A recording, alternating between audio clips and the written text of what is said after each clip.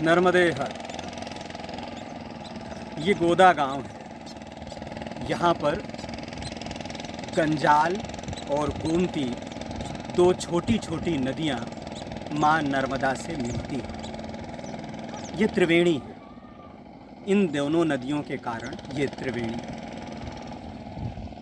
माँ नर्मदा के तीरे या माँ गंगा के तीरे बहुत सारे घाट ऐसे हैं जो अपरिचित हैं, जो अंधेरे में हैं, जिनका उतना नाम नहीं है जितना दूसरे घाटों का है, लेकिन उनकी खूबसूरती में कोई कमी नहीं है। यहाँ आइए तो वो तमाम उन बड़े घाटों की तरह जिनका नाम है, जिन पर लोग पहुँचते हैं, इनका अपना आभा मंडल है, इनकी अपनी खूबसूरती है और इनका अपना आनंद है। जब हम जैसे परकम्मावासी यहाँ से निकलते हैं तो इस तरह के जो अदृश्य, एक तरह से जो विलुप्त प्राय घाट हैं, संगम हैं, त्रिवेणियाँ हैं, वो दृष्टिगोचर होती हैं, वो नज़र आती हैं।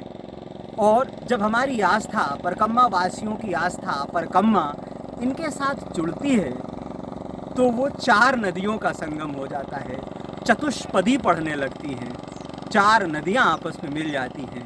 तीन भौतिक नदियाँ, तीन साक्षात नदियाँ, तीन स्थायी नदियाँ और एक मन की, आस्था की नदी, एक तरंग की, ऊर्जा की, प्रवाह की नदी इसमें आकर मिलती है। इस तरह से ये चतुर्वेणी बनती है, इस तरह से ये चतुष्पदी गाती है।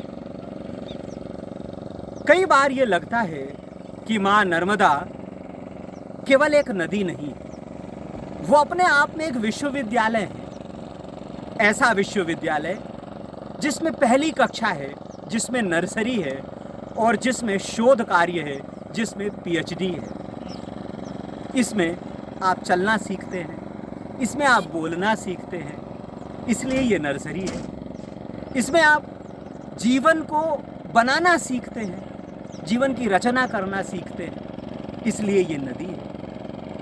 इसके साथ आप अपना यौवन हासिल करते हैं। जिस तरह माँ नर्मदा यहाँ तक आते आते अपना यौवन हासिल करती हैं, उस तरह आप चलते चलते इसके तट पर परकम्मा करते करते एक सामर्थ्य हासिल करते हैं, एक शक्ति हासिल करते हैं, एक पौरुष हासिल करते हैं चलते रहने की। इस तरह से ये यौवन की पाठशाला है। यहाँ तक चलते चलते आप कई बार टूट जाते हैं, आप कई बार हार जाते हैं और कई बार आप बचपन से अपने आप को जीवन के अंतिम पायदान पर ले जाने में भी समर्थ हो जाते हैं। इसलिए ये जीवन की अंतिम पाठशाला भी है, जीवन की समृद्ध पाठशाला भी है, जीवन की परिपक्व पाठशाला भी है। तो एक तरह से ये जीवन को चलना सिखाती है, जीवन को बढ़ना सिखाती है। फिर इसके यहाँ अर्थ है, किस किस तरह से अर्थ है।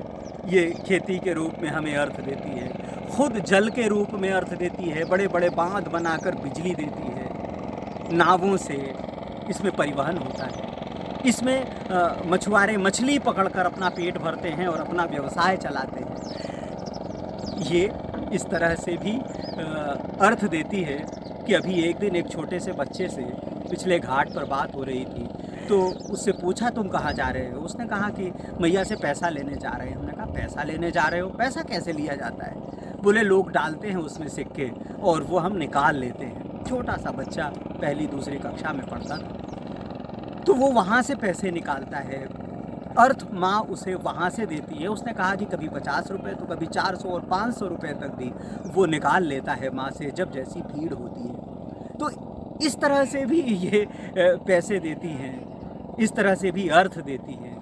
अर्थ इस तरह से भी देती हैं कि आपको जीवन समझने की दृष्टि देती हैं। अर्थ केवल पैसा नहीं है, अर्थ है अपने आप को, खुद को, स्वयं को समझने की एक दृष्टि भी, एक विचार भी। तो उस तरह से भी अर्थ देती है। धर्म का तो ये तीर्थ स्थल है ही। इसके घाट घाट पर, इसके पग पग पर धर्म स्थल है, तीर्थ स्थल है, आश्रम है, और जहाँ आपको अपने आत्मोन्नति की राह मिलती है। अगर आप चाहते हैं कि वो राह मिले, अगर उस राह की तलाश में हैं आप, तो वो राह आपको मिलती है। काम, ये तमाम कामनाओं की पूर्ति करने वाली है। आप जिस भी इच्छा के साथ यहाँ आएँ, उस इच्छा की पूर्ति करती है ये नदी, ये वरदायिनी, ये जीवनदायिनी, ये जीवन रेखा तमाम कामनाओं की पूर्ति करती है। मोक्ष के कई घाट ये निर्मित करती है। अगर आप यहाँ मोक्ष की कामना से आए हैं, अगर आप यहाँ वैराग्य की कामना से आए हैं, अगर आप यहाँ खुद को छोड़ देने की और खुद को पा लेने की कामना से आए हैं, तो ये यहाँ मिलेगा। तो इस तरह से एक ये ऐसी नदी है जहाँ अर्थ है, धर्म है, काम है, मोक्ष है, चारों तरह के पुरुषार्थ ये नदी देती है। चारों तरह के पुरुषार्थों को सिखाने वाला विश्वविद्यालय है, गुरुकुल है। अगर आप प्रकृति के साथ जीना चाहते हैं, अगर आप प्रकृति के संग रहना चाहते हैं, तो ये ऐसा गुरुकुल है जिसमें वन है, जिसमें ऐसे ऐसे वन हैं जहाँ बड़े बड़े ऋषि तपस्या कर चुके हैं, जिनका अपना आभा मंडल है, और जिनके आभा मंडल से, जिनके प्रभाव से आप सीख सकते हैं। ऐसे ऐसे संत हैं, चाहे वो ब्रह्मचारी गौरी शंकर हों और चाहे दादा धूनी वाले हों, जिन्होंने अपना पूरा जीवन माँ की परिक्रमा करने में और माँ की परिक्रमा करने वालों की सेवा करने में लगा दिया है।